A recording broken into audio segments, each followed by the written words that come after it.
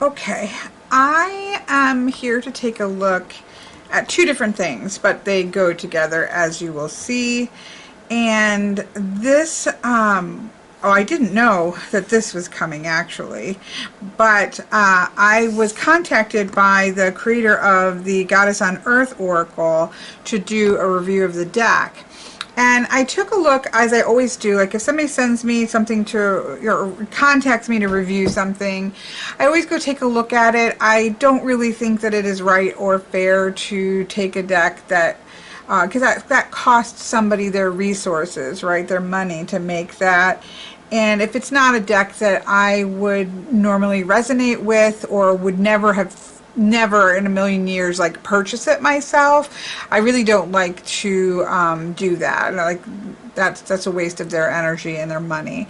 So I always go take a look at it. But what I had looked at, I think, was a video about these photographs in this art book, or in this book here, which we're going to talk about in a minute.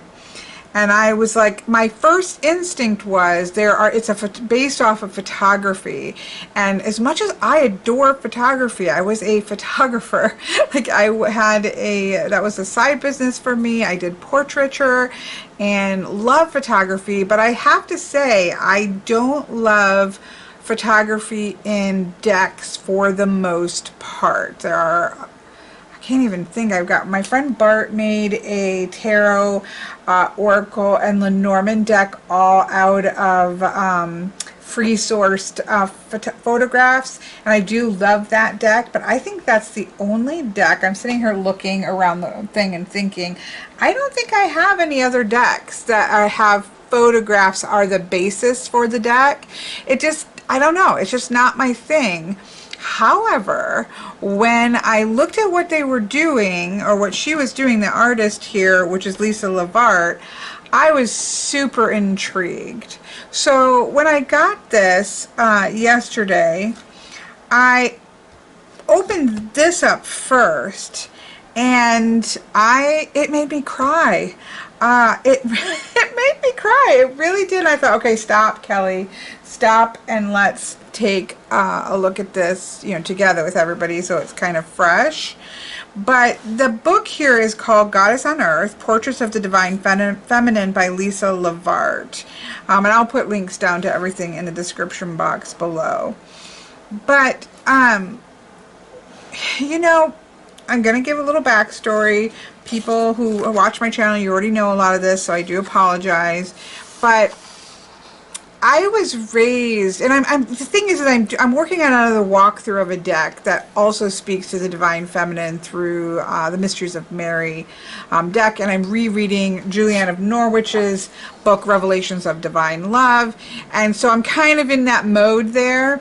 And I was raised a very comfortable Catholic up until 4th grade. And in a little Catholic church, I promise this will come around to this. A little Catholic church in a little fishing village on the edge of the lake, and I don't even think, I really spent some time thinking about this.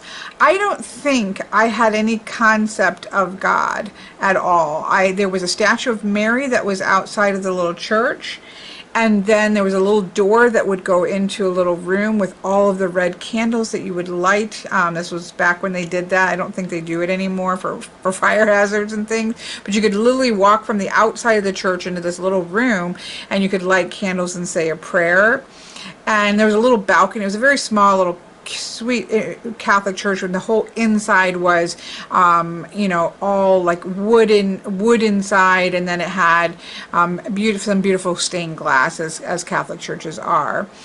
And I just remember the ritual. I only ever went with my grandmother, and so I just remember going in, and you do the kneeling, and then you do your crossing yourself, and then sitting down in the pews, and then there's a lot of kneeling and standing, and I believe, I need to ask my mom, but I don't know. I think that at that time that church did the masses in Latin, but if not, I was just too young to really be listening or paying attention. I don't remember anything about hearing or understanding or thinking about anything other than the ritual of it and the idea of sitting, next to my grandmother and doing doing all of the kneelings and standings and kneelings and standings and a little bit of singing, and the ritual of it all was really enveloping. And I don't think I had any concept of who God or Jesus was. I really only had absorbed Mary, and there was, again, the statue, and there was a bench next to her, and I remember sitting there and chattering away to Mary,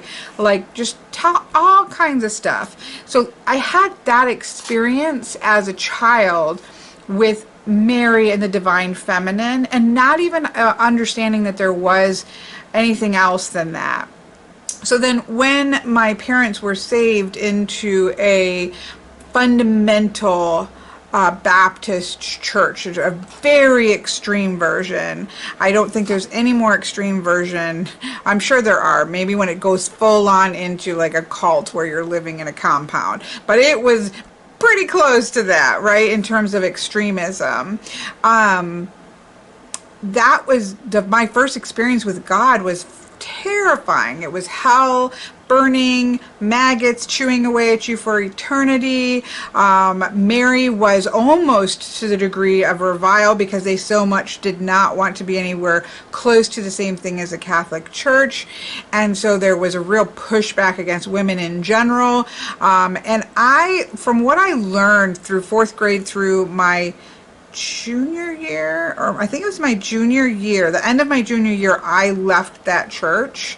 I still had to go to school within that fundamental church for another year, but I stopped going to the church, and I really wrote a stringent letter to the pastor about exactly what I felt about all of the shenanigans and exactly how wrong I thought they were. But those years really embedded in with me a sense of never being enough. That as a female in a God-centered world, I would never be enough. I just had, and there was many things that were wrong with me. I think too much, I question too much, and I daydream too much, and those were all things that were continually pointed out to me as wrongness about self. And so I really spent all of my adult life, including, because that was reinforced, unfortunately, by a relationship, but we're not going there, and to the degree of which I have just really internalized, as much as I can do the work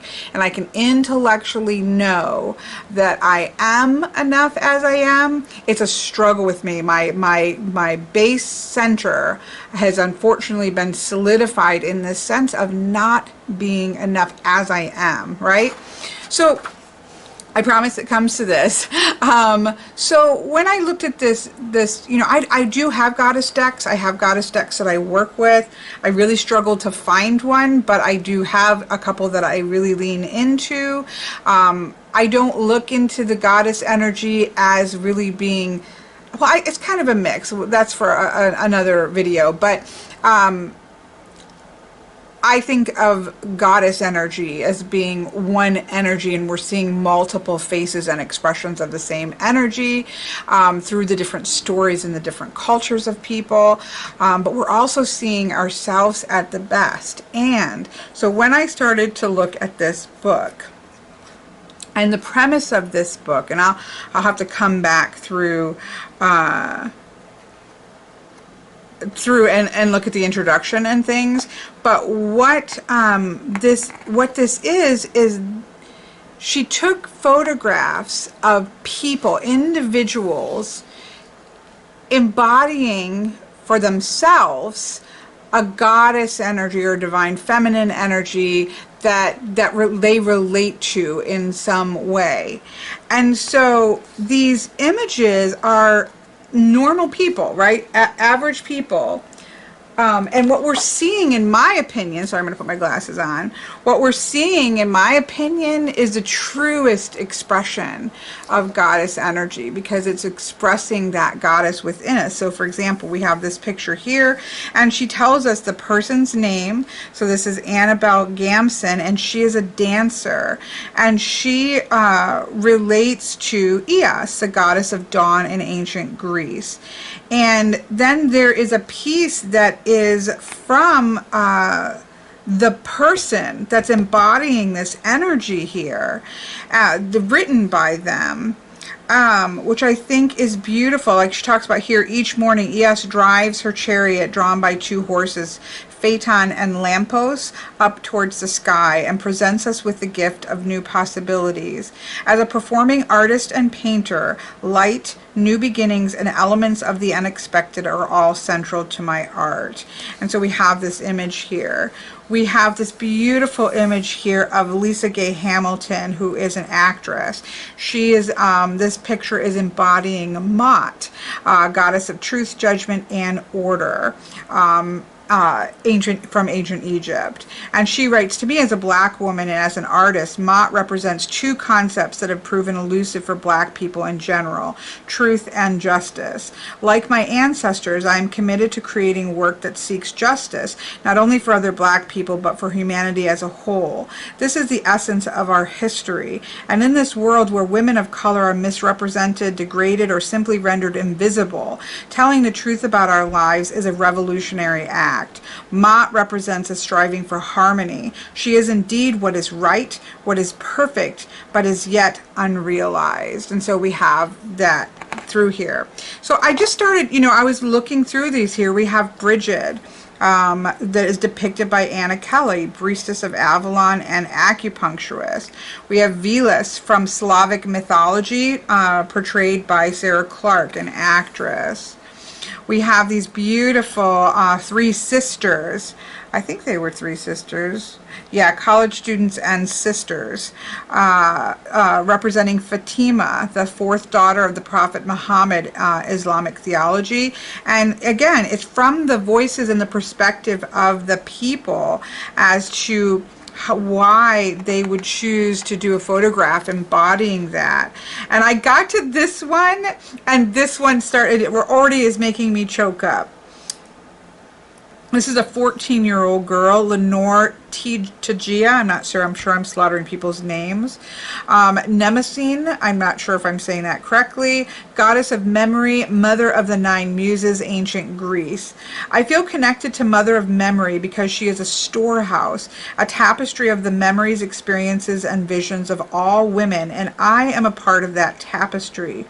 We can still sense these memories from ancient times, and I know that they will help to support, inform, and carry me throughout my life. I wish I had understood that, right?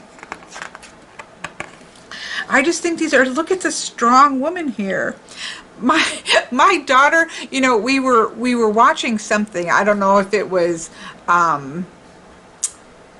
Wonder Woman. No, it wasn't. What was it? There was a new movie that came out, and it was with a I think it's oh my goodness, it's a Marvel movie that just came out, based off of Black Widow. And we are both the same way in that we talk about how if we watch movies where women are just like embodying themselves, like they are just being, women to the, the degree of power, whether that's power physical or power in other ways of love and compassion. But when women are like stepped into that power, it always chokes us up, and my daughter gets really like, yeah, goddess, step into that. She gets really invested in seeing women step into their own power, because, that's something I really worked hard with on her, because I didn't want her to not feel enough. And so you see this strong woman. She is a former professional athlete. She's a VP of Madison Square Garden Sports. Karen Buchholz, maybe. Victoria, goddess of victory and achievement, and from ancient Rome. As an athlete, I draw my inner and outer strength to give me the courage to compete. To me, Victoria represents a life's journey of small and large victories and defeats. She teaches me self-reliance, dedication, and discipline, and delivers grace and humility while fulfilling me with a divine sense of accomplishments. Life is nothing without these lessons. And, you know, it just goes on and on. I just, it literally, it was just so powerful. And some of these were really young girls. Like, this is a stage singer and songwriter. So she writes some lyrics for the goddess of music and epic poetry from Greece. Eldest muse, goddess of epic poetry, beautiful voice, I surrender. Give me the goods, go between who I am and who I'm not. No false note or extra word. Calliope, and I'm not sure that's not right, who loved Achilles, patience, please. Susie Roach, a singer and songwriter, and so on and so forth. And I don't know where I got to. Let's see, where I just had to stop. I think I got over here. And I was just like overwhelmed by this energy of real women, right? Not just mythologies, but real women embodying a goddess energy that they connected to on some level, and understanding that. This is Uma, goddess of the mountains. And this is Beverly Swan, and I love that her description is just mother of sweet Nico. During the ambrosial hours of the early morning, I am inspired by Uma's lifetime of meditation and devotion. May I also have the perseverance to follow my own difficult path to a higher and sweeter place. Here's Diana. I love this image. Goddess of the hunt, lady of wild creatures. I value Diana for her independence, her willingness and desire to control her body, to give as she pleases. I believe that I am a daughter of Diana and that she has always guided me. It took a long time for me to really hear what she had to say and to listen.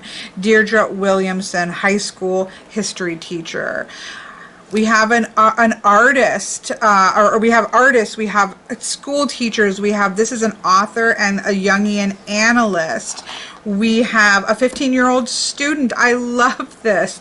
Thalia, goddess of comedy and idyllic poetry. Comedy is an essential to my family as eating or drinking. My parents started to give me lessons in comedy as soon as I learned to talk.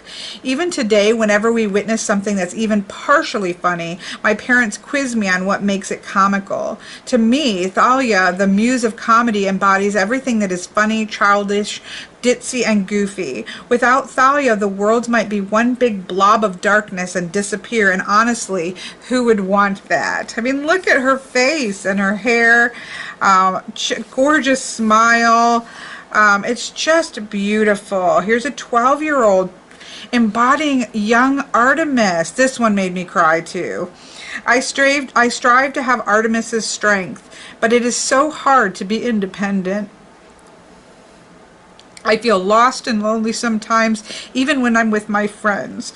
Artemis represents strength, independence, self-reliance, and courage, all qualities which I wish I had. I mean, it's just, and I know, it's like, okay, pull yourself together and do it. But I wanted to talk about this in that space because I think that it shows that it's so important for us.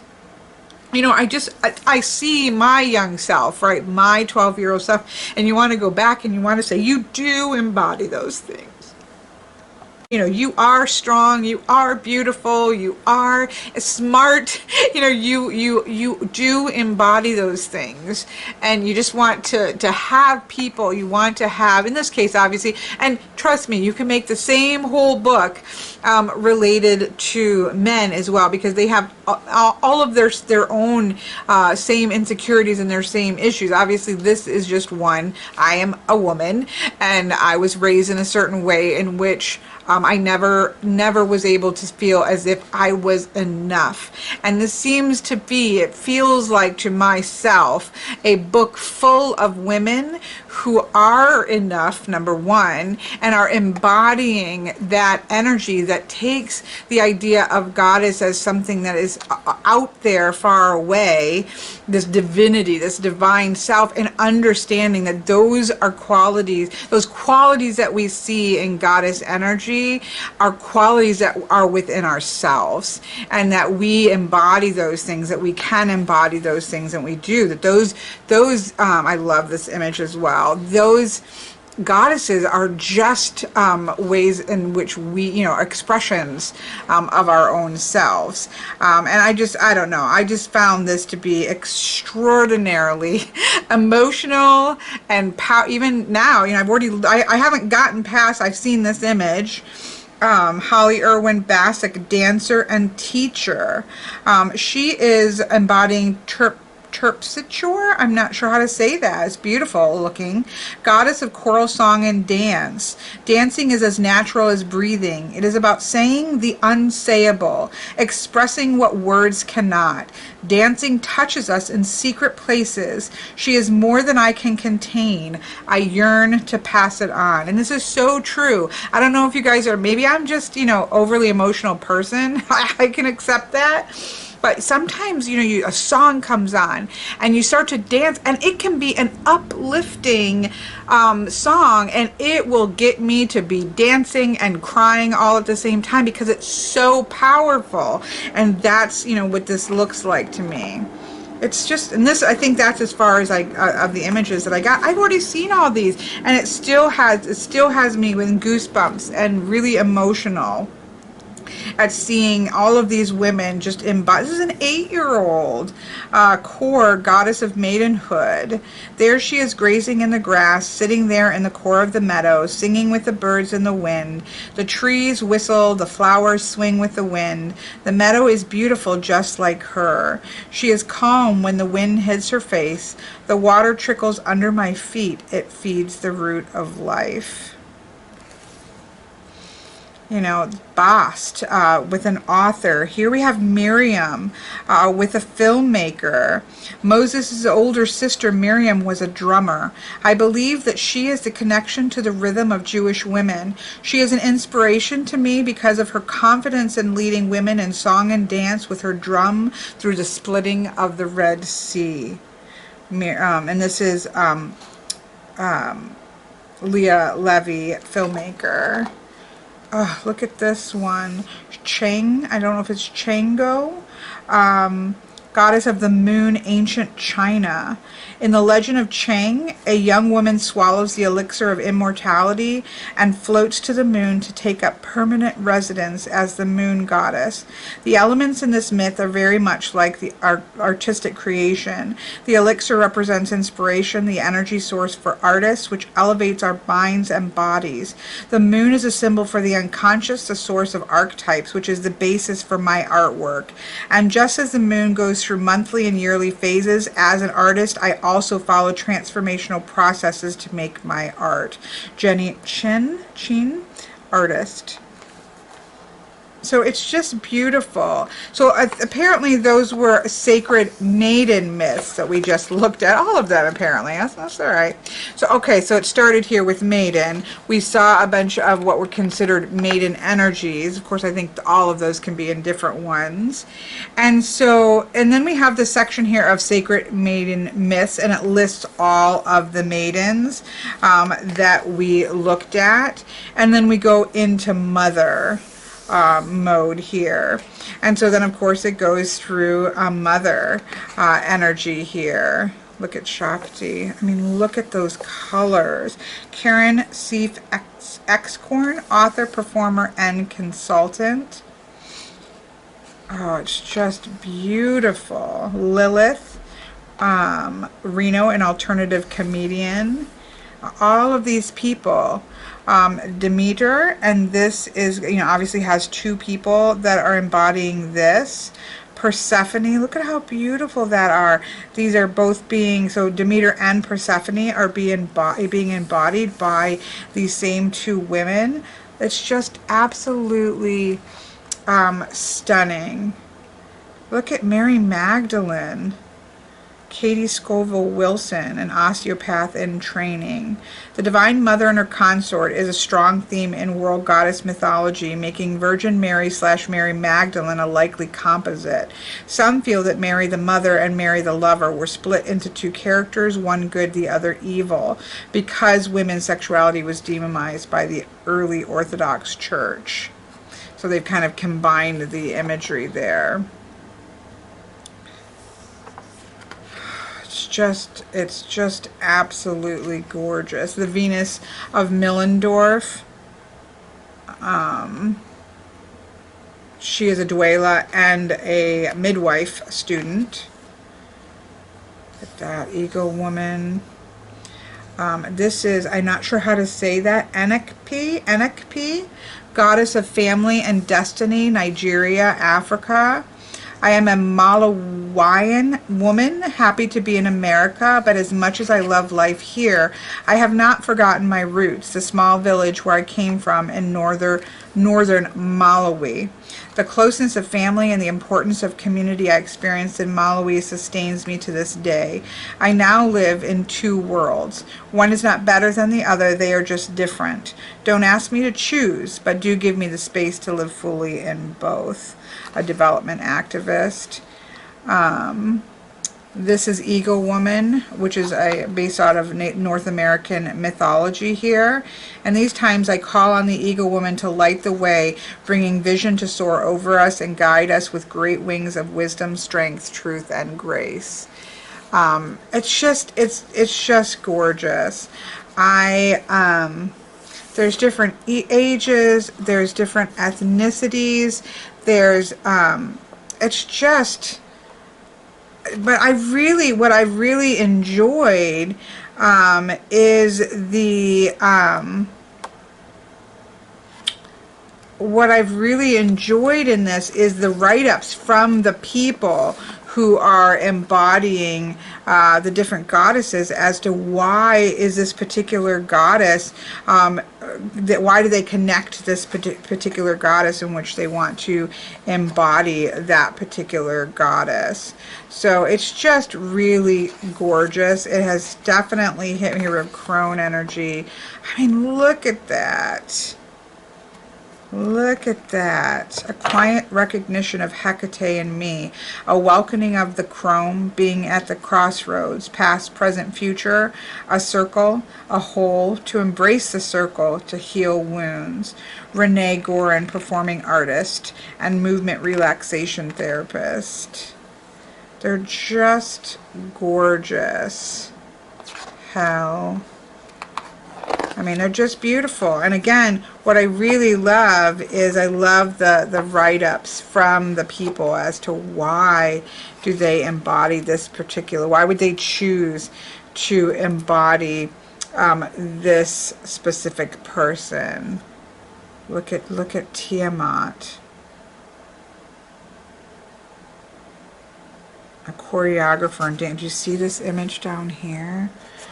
Absolutely stunning. Like, this is something that I think I would use for bibliomancy. We're going to look at the card deck in a second, but this book alone, to just sit and need a message from not just goddess energy, but from other women, right? Because these are other women and their stories and why they connect with this particular energy, and to need that support. Like, you could literally bibliomancy, don't look, and hold down and see who you have. Here we have Canon, Bodhisattva of compassion in Japan. I am motivated by compassion and by the optimism that anything we love can be saved, even knowing that this is not always so. This is Jean Shinoda Bolin, author, psychiatrist, and Jungian analyst.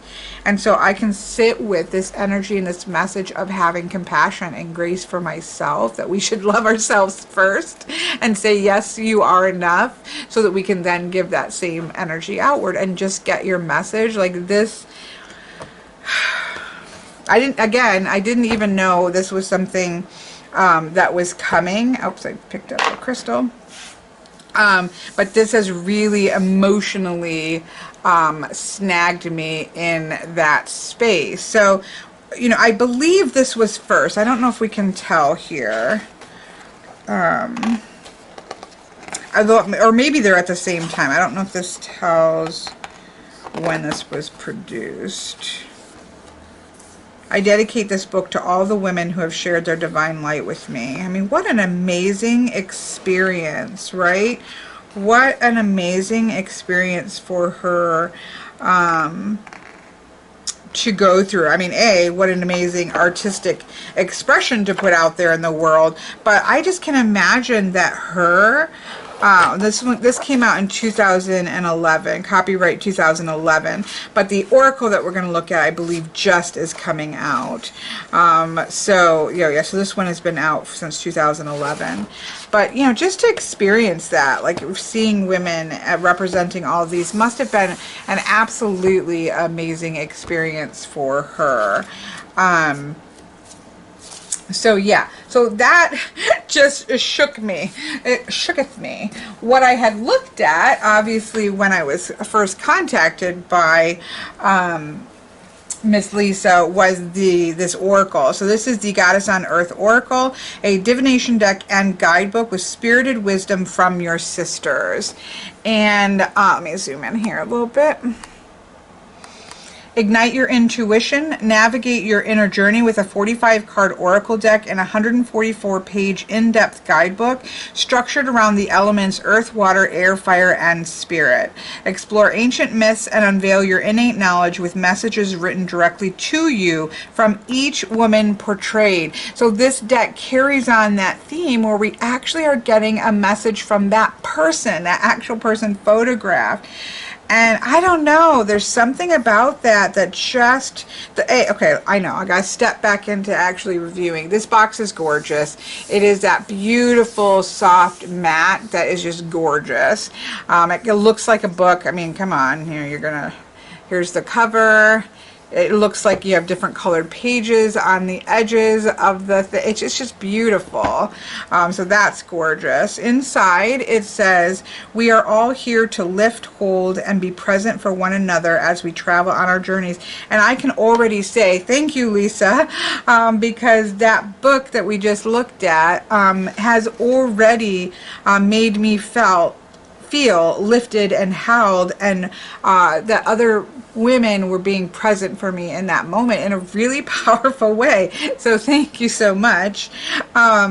So here we have the Goddess Earth Oracle book. Again, the cover is that gorgeous soft matte. You have really nice, which I think is so important, right?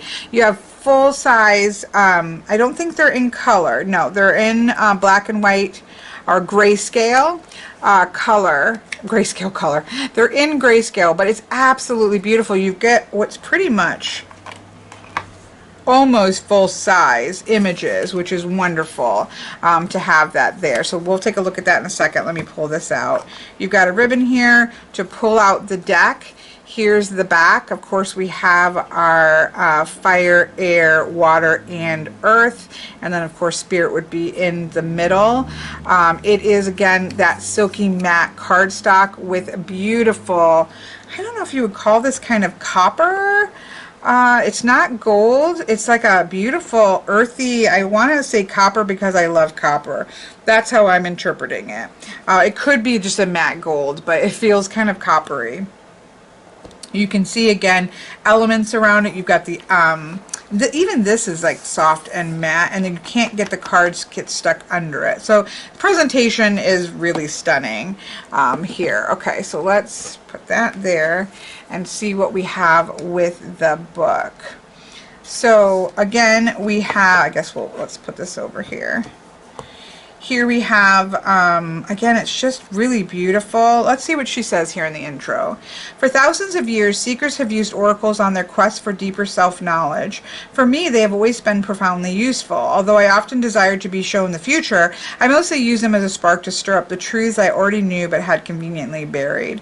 Sacred myths and ancestral stories offer roadmaps to understanding life. Nature, too, is a powerful teacher of ways to live fully integrated and interconnected. These are all available to us, oracles, sacred stories, and nature to help us as we navigate our wondrous journeys. Throughout Goddess on Earth Oracle, I wove together all three. My hope is that they invigorate your world and illuminate additional paths for you to explore as they have for me. Each woman presented here shares her wisdom and heart in loving support of you, just as she did with me. Through sisterhood, we stand in community together. Goddess on Earth Oracle is the embodiment of this message. We are all here to lift, hold, and be present for one another as we travel on our journeys. Talks about how to use the Oracle deck. The deck is structured by the elements earth, air, fire, water, and spirit. There is also then a bonus section of creatures, and it's a creature for each of those elements, which I love. Included in the booklet are three things: an attribute, a perspective, and an action. The attribute is the story of the particular goddess, her myth and archetype. The perspective is a quote written by each woman portrayed about the goddess she embodies and what that goddess means to her personally. And then finally, there is an action, simple directions that can help you gain more clarity and perspective on your current circumstances. It talks about some readings that you can do. Here, a 1-card, 3-card, and of course an elemental spread, which makes sense given this is based on the elements. And then it goes into each. It talks about the earth energy, and then it goes right into the first card. So let's just grab that so we can just see what we have. They are also color coordinated, which I love. Look at the borders are colored. This one's green because it is earth, right? So let's just set that here for a minute.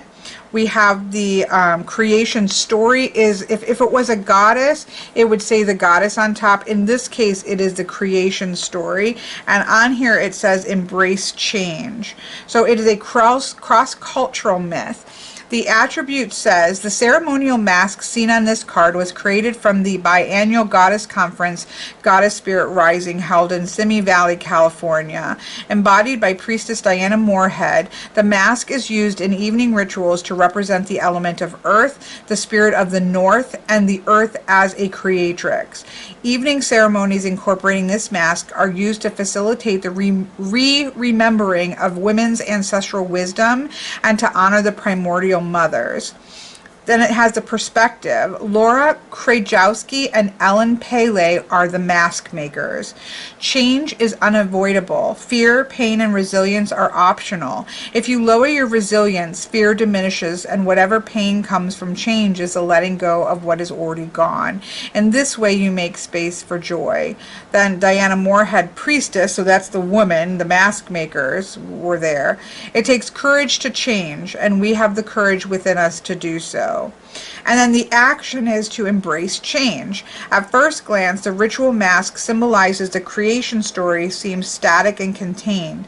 But look closely. Behind the mask, Diana's gaze is speaking directly to you, saying, leap out of your comfort zone, manifest the life you want. It will take courage, but you've got this. Your creative energy is bursting, and you are supremely ready to let go and make room for what is about to be born. So we have attributes, which is going to show any cultural connection. We have a perspective from the person being embodied, and in this case, the makers of this mask. And then we have an action, which is where you would go to for, okay, how am I going to use this in an oracle reading here? So that's what we get for each one of the cards. And it's really wonderful to have the full image so that you can shuffle this up and use it, but then you can still take your time and go through the whole deck here. And again, we've got, a wide range of people. We have a psychotherapist. We have an environmental scientist. We'll look through these in a second, and I'll touch on those. But it's really absolutely gorgeous. So of course that goes done through all of the cards, And then let me look at the back. We have the About the Artist. Lisa Levart is an artist slash activist based in Lower Hudson Valley. Reimagining and re-remembering archetypal stories that have long been buried are the fertile landscapes she revels in, which is very apparent. And then she has About the Women, and so then there's a section about the actual women, more information about all of the women that are embodied in this deck. An acknowledgement section, and then there's an index of all of the goddesses, because on the cards it does not say the goddess name. So for example, this is actually Sif, but just the keywords there. We don't have the name of the goddess on the deck. Would I want that? I don't know. Because I don't think, this is meant to be just a goddess deck. I think that having the focus on the action is great. I probably would have liked both, maybe having Sif treasure your gifts, but that was obviously not a choice of the creator. And so we do have this quick index here. So I would probably be inclined to take until I get to know them, take a copy of this and print it and stick it in with the deck for myself, so I can just quick peek into the goddesses as I'm working with the deck. So I'm really glad that that was available or was put there, since they're not on the cards themselves. So that's the guidebook. Absolutely beautiful. Okay, let me come back here to the card. So again, that beautiful matte gilding that, that's like kind of the, I know my nail's already ripped here. Anyways, sorry. I got distracted by my own nail. That's the kind of gilding that really generally holds up quite well. The beautiful background here. And then we have, as you can see, the color coordination. So we have our earth, we have our water, we have yellows, traditionally air, we have fire, and then we have spirit in purple. And then we have an extra card for each of the 5 elements that is represented by an animal at the back. So I think we've looked at everything. So let's zoom in here. Okay, so we already read the whole thing about the creation story here. This is kind of cross-cultural and really just speaks to embracing the change of creation. Here we have Honor Your Gifts. This is Sif, goddess of fertility. This is from the Norse mythology, and this is embodied by Christina Wright, a psychotherapist. When we dare to be vulnerable, she says, our deepest wounds can become our greatest gifts and open us up to transformation. Here we have Light into Darkness. This is a goddess of life, Saint Delucia. Worshipped in many European cultures as a Christian martyr, Saint Delucia, Saint Lucie, was known to have fought against religious tyranny. During the long winter nights in Scandinavia, she is invoked with the lighting of simple candles and celebrated for banishing the darkness. This is embodied by Anna Palmer, an environmental scientist. Which is beautiful. She writes, during times of trouble and despair, the path into the light seems dark. In that fear, I feel above me, searching for cracks which reveal the day-blind stars waiting for night to shine. That's beautiful, Miss Palmer. So, Light into Darkness. Here we have Eve, the first woman of the Abrahamic traditions, and this is embodied by Sirena, singer, dancer, and actresses. They do talk about how a contemporary feminist interpretation of Garden of Eden story depicts Eve not as a submissive wife, but as a rebellious woman in search of knowledge, which I think is true even of the older version, right? There's no question that she was seen as being rebellious and causing the sin of the fall of all men, right? But it's just beautiful. So we have this idea of resilience. Here we have Gaia, Mother Earth. This is depicted by Quill Hughes, an architect. And she writes, above all, Gaia has taught me what it means to fight for what I love. She has taught me to stand up for the earth. She pushes me to pursue my dreams and live under the idea that I will be presented with endless opportunities, but that nothing will happen if I don't work for what I love. She stands strong with me, and I feel protected with her all around me. Here we have Pomona, goddess of orchards from ancient Rome. Expect abundance. This is shown by Tegan Heather Blackburn, an activist. Here we have Alat. I'm not sure how you'd say that correctly. Alat is what it looks like. Mother of the gods, pre-Islamic Arabia. And again, it gives us information, like I've never heard of her. So it says Alat represents the earth and its bountiful fruits. One of the three chief goddesses of Mecca, her shrine and temple in the city of Taif was destroyed in 630 AD upon the orders of the Prophet Muhammad. In restoring the female vision to our modern conception of the sacred, Alat illustrates that we can uproot from our collective consciousness the belief that access to the divine only comes through masculine channels. In doing so, we may now plant the seeds of social, political, and spiritual equality for future generations. And this is embodied by Vanessa Bonin, permaculture and nature connection advocate. I love this image. This is Artemis, of course, goddess of the hunt and wild animals, Greek. And this is portrayed by Maya Carl, holistic health coach. Here we're moving into water, and here we have Venus, goddess of sensual love from Rome. Victory through pleasure, embodied by Eliza Simpson, actor and dialect coach. Awaken to love.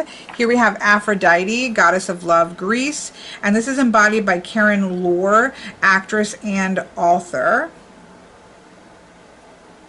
I love that she's, by the water here. I really love this card. This is Inner Wisdom. This is Mamiwata is what it looks like. This is water spirits in Africa and its diasporias.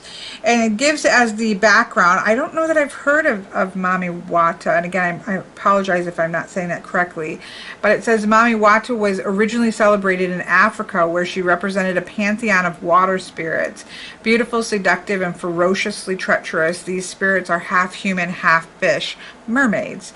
Mamiwata was invoked for fertility, calm waters, and bountiful catches, though she also symbolizes the destructive power of a violent sea, of vessels being overturned.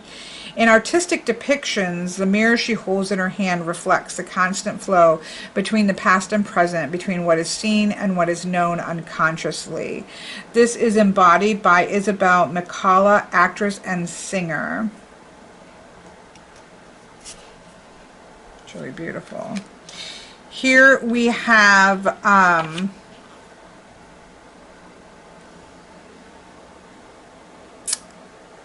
trying to see it where it's easier to see the name. I will say that text is a little bit Urzuli.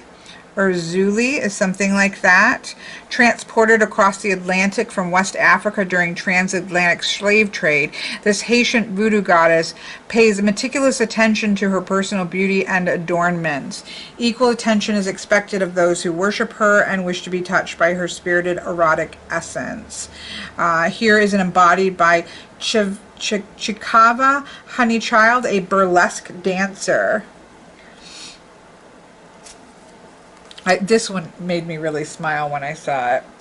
This one is Chaos, a Greek goddess, and it's embodied by Kathy Eldon, author and journalist. Ride the waves of change. Like, she just looks, it kind of reminds me of like Julie Andrews, to be honest, which is a compliment for me.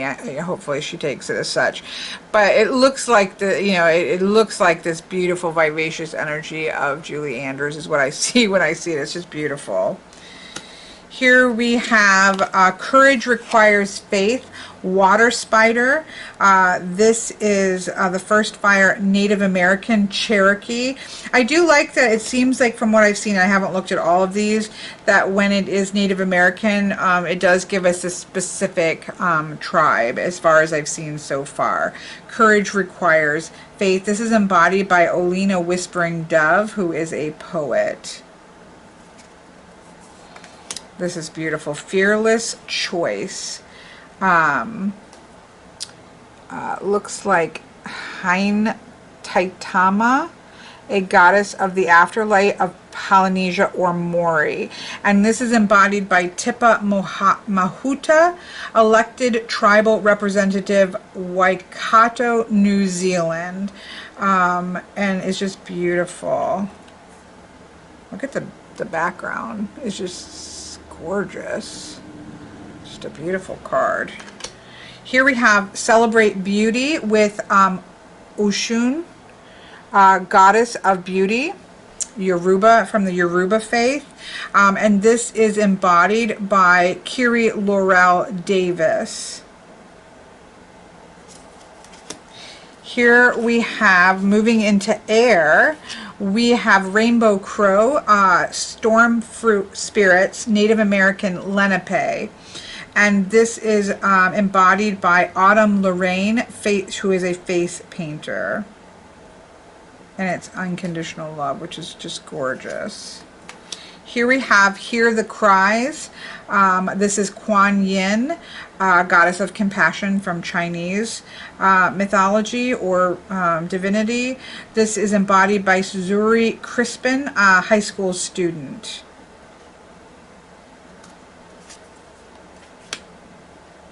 I do like what she writes here. I am observant and listen carefully to what other people feel and say. The hardest part is remembering to pay attention to my inner voice as well. As a teenage girl, I am not compassionate. I'm not as compassionate with myself as I would like to be. So in my journal, I write, I am beautiful, I am worthy, and I am smart. Kuan Yin has taught me compassion for others, and through that, compassion for myself. Here we have Hina, moon goddess of Polynesia, and it is embodied by Jensine Larson, who is a social media worker. Like the lunar cycles, Hina represents the many stages of a woman's life. You know, it's obviously moving through the cycles of the moon. It's beautiful. Duality, look at. This is just double goddess, twin female figures, Neolithic and Bronze Age cultures. And so it says, found throughout the world, archaeologists have uncovered miniature figurines and paintings illustrating two entwined female figures, the double goddess, whether representing actual goddesses or not, the icons symbolize dualities, which is beautiful. And the perspective is written by Jessica Barquist, maybe, mother of these lovely little twins here. Gorgeous. Oh, look at her. She's like on the halls of the stand at the you know, White House or the halls of justice or something. This is Minerva, goddess of wisdom from Rome. And it's embodied by Suzanne Douglas, vocalist and actress. Like Minerva, she writes, I have always considered myself a warrior. As an educator and patron of the arts, I have been called to be a guardian and keeper of her flame of wisdom and intelligence through education and advocacy. The arts have the power to influence, inspire, encourage, and lift up all of humanity. It is in our job to be wise stewards and caregivers of our world and its people, and this is my calling. She looks like she is very powerful. Here we have Iris, messenger of the gods and goddesses from Greece, and it is embodied by Amy Ferris, an author and a screenwriter. I love her statement here, and it's communicate truth. Please do not betray your own heart. Love it, listen to it, treasure it, hold it in your hand, feel it beating. Your heart is filled with extraordinary, glorious truth. Pay attention to it, and it will always lead you home. Here we have swift action with green Tara, goddess of protection from Buddhism, and it is embodied by Majora Carter, urban revitalization strategist.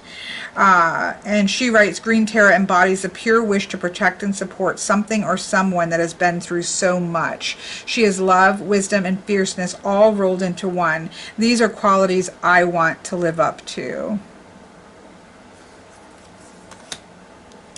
Here we have playful creativity with spontaneous, or Lila, I believe, spontaneous divine play from the Hindu. And this is embodied by Karen Lore, a meditation coach. Here we have sever outdated ways we're moving to fire with what I am assuming is Kali. Kali, goddess of destruction, Hindu. And this is embodied by Chrysula Shanti Quinn, fiber and found objects artist. I channel Kali. I can think of no other goddess I would wish to portray. Kali is the ultimate. I can only hope that my attempt to do so pleases her. My humble obeisance to the glory of Kali. And so in the action it says, as a depiction of true freedom, Kali is telling you to sever false illusions. You may feel secure holding on to these old ways of being, but that comfort is merely a fantasy. That old coat that fits so well, it is moth-worn and tattered. Burn it, toss it, let it go. From its ashes you will rise. Stick out your tongue and say, no more. It is time to be reborn. This is gorgeous. Obviously, this must be Pele, goddess of volcanic fire. This is embodied by Michelle Manu, martial combat artist. What is a martial combat artist? I love the sound of that. Stand in your power, own your space, never apologize for who you are or what you know. Be relentless, and the action is to protect fiercely. And you can see that Pele is protecting what is underneath her. That is a beautiful image. Here we have, oh, I don't even know where to start here to pronounce this. I'm trying to see it in an easier text. This is a Caribbean goddess, also known as Rider of the Winds, Guabansax. Oh, here, sorry. I'm not sure how to pronounce that at all. Where to even start with that. The Tanos, the original inhabitants of the Greater and Lesser Antilles, feared and respected the ferocious Caribbean deity Guabansax. If somebody knows how to pronounce that, I'd be very interested to hear that. Bringing forth destructive, turbulent weather is her trait. Stand in your power. It's like she's standing in the midst of like shipwrecks there. This is gorgeous. I would love to be on this horse embodying this goddess. This is Sherawali, warrior goddess from the Hindu. Again, that's how you see it. I don't know how you say it. Francesca Kelly. It has been my privilege to be a key protagonist in the renaissance of the Marwari horse, the confidence to actualize ideals, to remain unimpeachable, and to incorporate the qualities of Sherawali, even at the best of times, is a battle and sacrifice all must experience. So actualize your ideals. Don't just think about your ideals, but embody those ideals. It's a beautiful image. Oh my goodness, look at this one. Face the Dark. This is Inanna. Oh yes, Queen of the Heavens. It's Sumerian. Although I feel like, isn't that also seen? I I thought this was also seen like in Alaska, but I'm obviously I'm mixing these things up. I'll have to look her up. In this ancient myth, Inanna descends into the bowels of the earth. Oh yes, no, that's not the one I'm thinking of. To visit her sister Ereshkigal, queen of the underworld. On her journey, she passes through 7 gates where she disrobes, removing her symbolic sources of power. Stripped naked, she surrenders and is killed in the underworld, but 3 days later she is revived. When Inanna returns to life, she is spiritually transformed, bringing the wisdom of the underworld journey back to her. That is gorgeous. Oh, look at this. Accept rage and imperfection. Oh, then that's her sister. Ereshkigal rules over the land of the dead. Oh, I'm sorry. This was embodied by Lenora Chigia, a feminist sexuality educator. And the Queen of the Underworld is embodied by Rana von Waldenberg, an actor. She writes, "It is so difficult to accept oneself, to invite the parts that we hate so deeply about ourselves, the shameful parts, the inadequate parts, the sexual, hysterical, or rageful parts, the stupid parts, the grieving, the vulnerable or weak parts." Oh, this is going to make me cry. The parts that are not perfect, the parts in us that have cracks. Oh, goodness. Here we have integrity with Lilith, the first wife. This is embodied by Gloria Felt, an author and feminist leader. She looks very regal. Ooh, look at this. Be the light. Amaterasu is a Japanese goddess of the sun. It's embodied by Nancy Park, a healthcare practitioner. And it says, be the light. Look at her. It's gorgeous. Commit. So then we move to power in purple, or spirit in purple. And here we have Rhiannon, a great queen goddess in the Celtic mythology.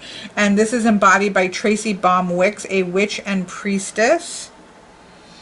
I really do like in this deck, the embodiment of these women aren't really necessarily focused on, we have different races embodying different cultural myths. We have different ages. We have, there's a lot going on here that's quite beautiful. Here we have fully present with white Tara, goddess of compassion. This is embodied by Diane Gray, end of life and a grief expert. This says, being in the presence of profound suffering for a protracted period of time, such as that endured by both my son and in a different way my healthy daughter, has gifted me with an additional eye for seeing, heart for feeling, and a soul for loving unconditionally. We all have this ability, and hopefully as we observe both seen and unseen suffering, we will remember the essence of white Tara. She offers the beautiful gift of shared compassion. On a lighter note, it's no surprise that my favorite color is white. To me, it is all things light with infinite possibilities for shared love. That's a gorgeous image. I mean, they're all beautiful. Here is Imagine. This is Maya, goddess of illusions, Hindu, and this is embodied by Sarah Jensen, a hazardous material truck driver. I feel like we've had so many all different kinds of people coming from all different experiences embodying these goddesses. It's really fascinating. But this is Imagine. This is beautiful. Tacit knowledge.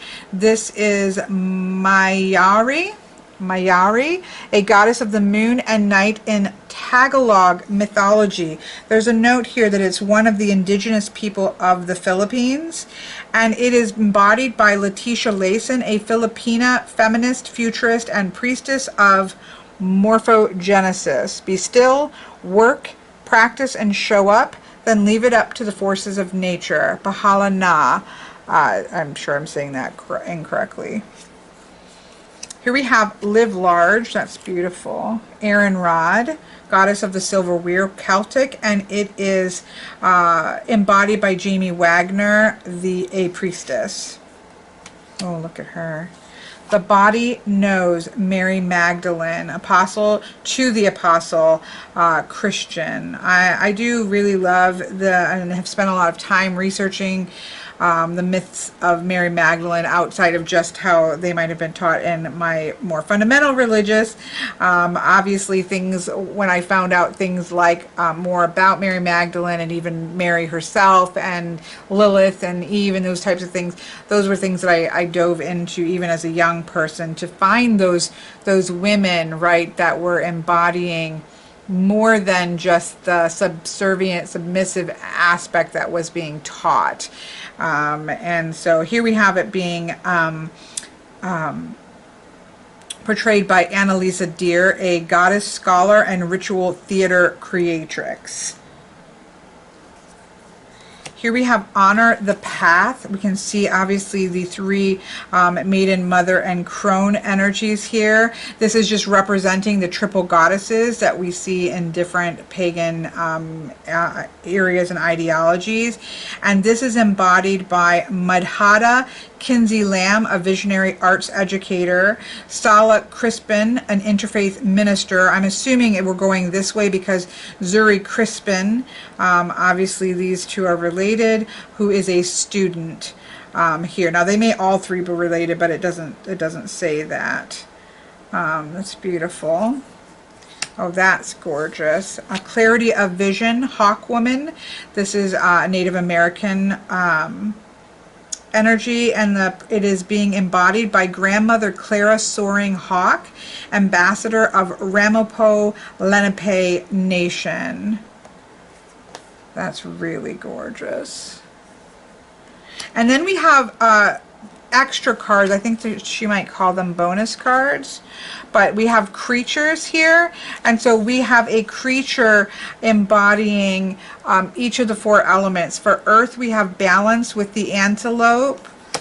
For water, we have flexibility with snake. For air, we have knowledge with the owl. For fire, we have alligator for primal instincts. And then I love this one for spirit, we have fulfillment with the white wolf. It's really gorgeous. I love that addition of the animals. Obviously, if you didn't want to have any animals, you could take those out, but I don't know why you would want to do that. So let me zip out. I know this is like an extra long video. I have no clue, to be honest, because we did the book as well. So I have no clue how long right now I've been talking. But because I pause and keep my camera from overheating, so I'll pause and restart, and it just kind of keeps things manageable when I'm pulling files in, so I don't see a total time, which is probably good. It shuffles gorgeous. It's not sticky. If you'll see, it makes a really nice riffle in. Sometimes this, and it slides in. You can feel a little bit of resistance, but it's not that sticky where you have to really work it to get it in. It actually feels really good. I know. Don't do as I say, don't as I do. That's a good riffle. You're not supposed to riffle shuffle edge decks. I riffle all of my decks. It just makes them break in beautifully, and I'm okay with that. So this is a deck that I would most definitely be using in Ancestor Space. I'm doing a lot of work with specifically my female line, and so I've actually been really leaning towards decks like this more than I normally would because of that, and I think this 100% feels like a deck that I would use in that space. So I would probably either pull a 2-card Light and Shadow. So I might split it and then post. So I don't know. I'll have to think about that. I don't know if I would want to. I got 2 animals. I wonder if I need to shuffle. Nope, they're not either side of them. So I'll have to do a little more shuffling. But obviously, I do work with animal energy in space as well. on this deck. I will say, I felt a little bit of disappointment that it wasn't people, but I obviously need to hear that message. So you could choose to take that out and only have women, so you only get that voice of women. But I do think that divinity, and again, in my ancestral space, animal energy is very strong. So there's only 5 of them, so I obviously needed to hear that, right?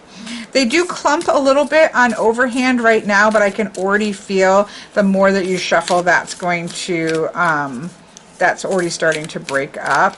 So, you know, you're going to have to work with that a little bit, but it's worth it for the feel. So you could have light in the clarity of vision, and think about how this imagine energy, how you might, how is that in shadow? And remember, at the back of the book, and again, I don't think it's going to take too long to start to remember some of these, although some of them I don't even know. But we have the color to tell us that both of these are in the realm of spirit. Plus we have the numbers, right? We have 40, which is Hawk Woman, which is an easy one. And then we have 35, which is Maya. And so I might go back and read some more about Maya there. But there's some shadow in trusting my imagination. My imagination was used as being something that was not good about myself, because that put me out. So I shouldn't be using that imagination and questioning. And so working with that shadow in the light of Hawk Woman's really coming at that with a clarity of vision, and how that continues to impact me might be something that I would want to pay attention to.